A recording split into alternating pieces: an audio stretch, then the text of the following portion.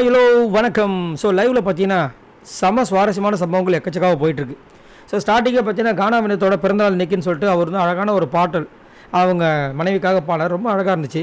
கொஞ்ச நேரத்தில் ஸ்டோர் ரூமில் வந்துட்டு கேக் வந்துச்சு, சூப்பராக இருந்துச்சு. அந்த கேக்கு வெல்வெட் கேக் எனக்கு ரொம்ப பிடித்த ஒரு கேக், நல்ல டேஸ்ட்டாக இருக்கும்.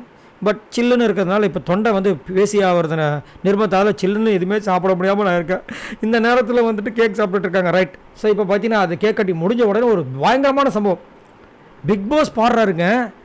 பிக் பாஸ் வந்துட்டு ஹாப்பி பர்த்டே டு யூன்னு நான் பாடுறது கொஞ்சம் கேவலமாக இருக்கும், ஆனால் அவர் அவ்வளோ அழகாக பாடினார், ரொம்ப அழகாக இருந்துச்சு.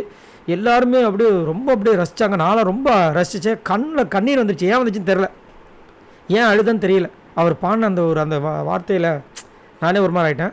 அது முடிஞ்ச உடனே பிக் பாஸ் வந்துட்டு விஷ் பண்ணார், ஹாப்பி பர்த்டே வினோத் அப்படின்ட்டு. கொஞ்சம் நேரத்தில் எல்லாருமே வந்து அவரை பற்றி பேசினாங்க. அப்படியே வந்து கேக்கெலாம் கொடுத்துட்டு அப்படியே இந்த பக்கம் திரும்பினா ஏதோ ஒரு சலசலப்பு என்னாச்சுன்னு தெரில. அப்படியே ஸ்ட்ரெயிட்டாக வந்து பெட்ரூம்குள்ளே வந்து உட்காந்துட்டார் தனியாக.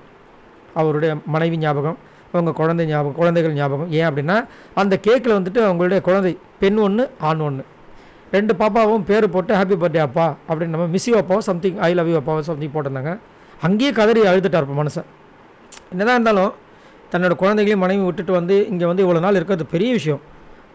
அதை இன்னும் கொஞ்சம் ஸ்போர்ட்டிவாக இது பண்ணி இந்த பிறந்தநாளுக்கு அப்புறமா அவர் வந்துட்டு இன்னும் நல்லா விளையாடணுன்றது என்னோடய ஆசை. ஏன்னா எனக்கு ரொம்ப பிடித்த நபர். அதாவது இந்த பிக் பாஸ் இதில் முன்னாடியெல்லாம் தெரியாது, நல்லா பண்ணுறாரு, நல்ல பாட்டு திறமை இருக்குது, விசிலில் அவ்வளோ அழகாக பாட்டு பாடுறாரு. ஆனால் ஒரு சில விஷயங்களில் மட்டும் நம்மளை வந்து மனசை நோகடிக்கிறாரு.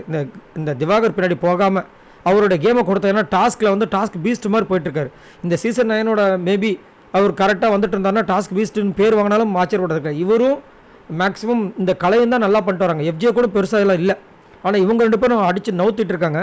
அதில் இந்த கலை இந்த வாரம் போயிடுவார். ஸோ கானாவோட எனக்கு தெரிஞ்சு இப்போலாம் போகிறதுக்கு வாய்ப்பே இல்லை. ஸோ இன்னும் நல்லா பண்ணணுன்றது நம்ம வந்துட்டு பிரார்த்தனை செஞ்சுப்போம். அவரோட பர்த்டே விஷஸ் நம்மளும் நம்ம சேனல் சார்பாக அவருக்கு ஒரு பர்த்டே விஷஸ் கொடுத்துருவோம். ஆனால் பாவம் அழுதுகிட்டே இருந்தார்.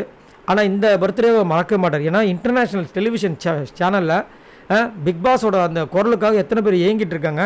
அந்த குரலை வந்துட்டு வினோத்துக்காக ஒரு பாட்டு போடுறதுன்னா சும்மாவா, பயங்கரம் செமையாக இருந்துச்சு. அதை தான் நினச்சி அழுகாரான்னு நினைக்கிறேன், தெரியல.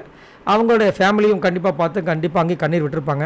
சரி, இதை பற்றி உங்களோட கருத்துக்களை சொல்லுங்கள். மறக்காமல் நம்மளோட சேனலை சப்ஸ்கிரைப் பண்ணி சப்போர்ட் பண்ணுங்கள். பாய் நண்பர்களே.